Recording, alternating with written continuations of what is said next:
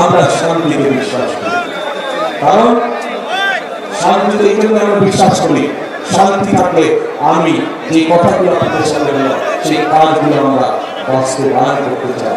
আমরা ঝগড়া ফ্যাসাদ বিভাগের মধ্যে যেতে চাই না, এবং যেতে চাই না বলে আজ আমি এখানে দাঁড়িয়ে কারো কোনো সমালোচনা করছি না, বরং আমি যদি সমালোচনা করি আপনাদের কোনো লাভ হবে, আপনাদের পেট ভরবে, আপনাদের কর্মসংস্থানের ব্যবস্থা হবে, আপনাদের কৃষি লোন 10,000 টাকা যে মকুফ করবো আমরা, সেটা করা সম্ভব হবে?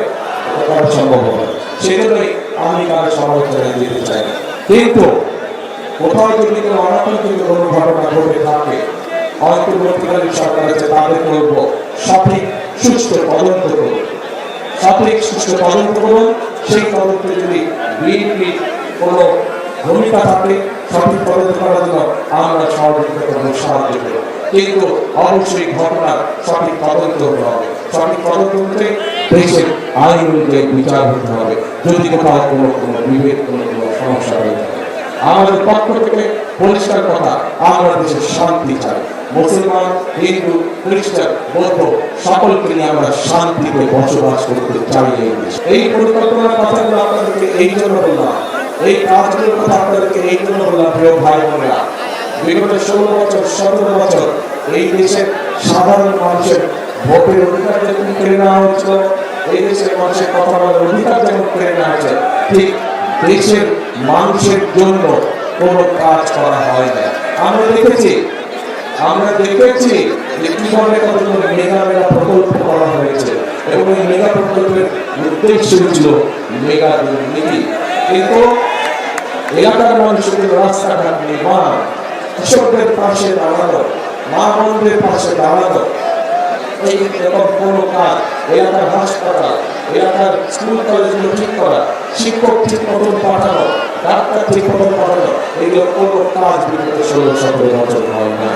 কাজেই এখন এই যে 5ই আগস্টে একটি পরিবর্তন হয়েছে, এই পরিবর্তনটি যেটি হয়েছে, এই পরিবর্তনটি হতে হবে জনগণের কাঙ্ক্ষিত পরিবর্তন। অর্থাৎ এই পরিবর্তনের মাধ্যমে আমাদেরকে নিশ্চিত করতে হবে যে এই পরিবর্তন জনগণের ভাগ্যের পরিবর্তন যাতে হবে, এবং সেজন্যই আজকে আমাদের জন্য এই 12 তারিখের নির্বাচন অত্যন্ত গুরুত্বপূর্ণ।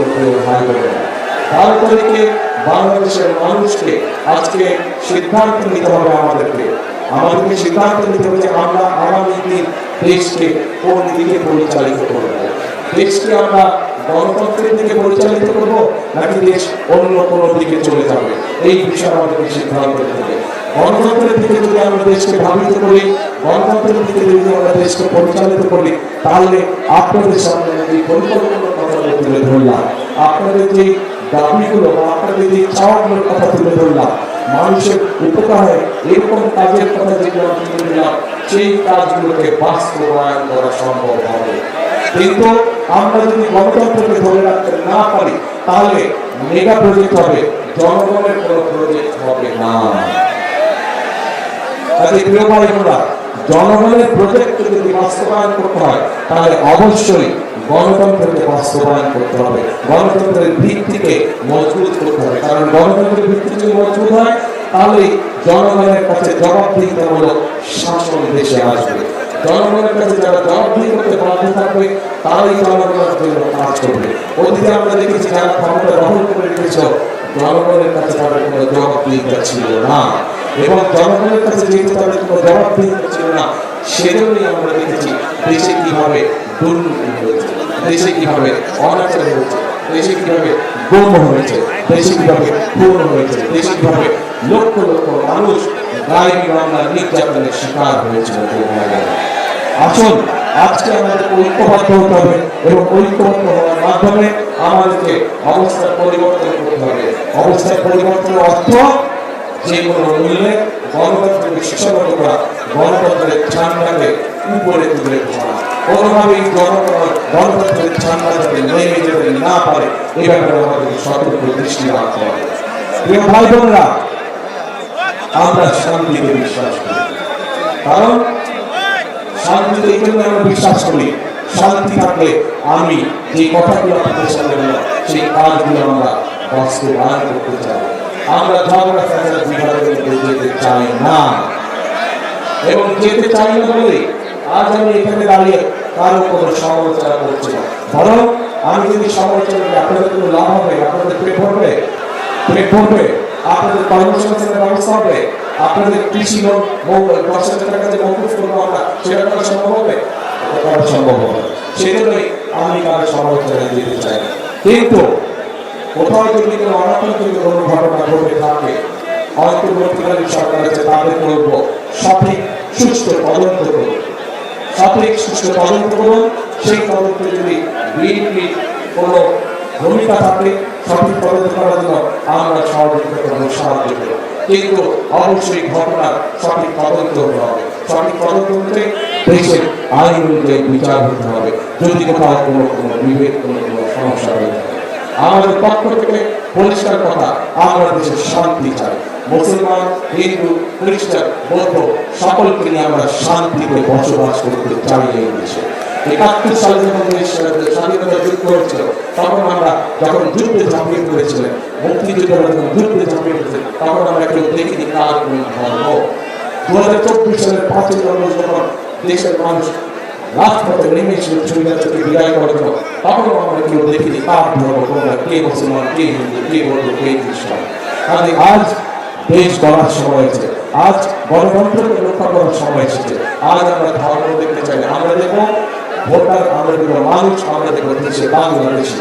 তার সবচেয়ে বড় পরিচয় সে বাংলাদেশি, তার সবচেয়ে বড় পরিচয় সে গণতন্ত্রের বিশ্বাসী, শান্তিতে বিশ্বাসী। যারাই গণতন্ত্রের বিশ্বাসী, যারাই শান্তিতে বিশ্বাসী, আমরা তাদের সাথে আছি, আমরা তাদেরকে আমাদের সাথে রাখতে চাই। প্রিয় ভাই বোনেরা, বিগত 16 বছর আমরা কয়েকটি তথাকথিত নির্বাচন দেখেছি, নিশিরাতের নির্বাচন দেখেছি, আমিরামি নির্বাচন দেখেছি, গায়েবী নির্বাচন দেখেছি। দেশের মানুষ ভোট দিতে পেরেছিলেন আপনারা? পারেননি আপনারা ভোট দিতে। তারা চলে গেছে, তারা ভোটের অধিকার কেড়ে নিয়েছিল। কিন্তু আরেকটি মহল ষড়যন্ত্র শুরু করছে, ভেতরে ষড়যন্ত্র করছে কিভাবে এই নির্বাচনকে ক্ষতিগ্রস্ত করা যায়, কিভাবে বাধাগ্রস্ত করা যায়। আজ এখানে হাজার লক্ষ মানুষ উপস্থিত হয়েছে, আপনারা সহ আপনারা যত মানুষের সাথে না করে প্রত্যেককে বলবে যে আগামী 12 তারিখে নির্বাচন যাতে কেউ বানচাল করতে না পারে, সেগুলো সকলকে সতর্ক থাকতে হবে, সকলকে সজাগ থাকতে হবে। আমরা যদি জনগণ যদি 12 তারিখে সজাগ থাকে, জনগণ যদি 12 তারিখে সতর্ক থাকে, 13 তারিখ থেকে শুরু হবে জনগণের দিন।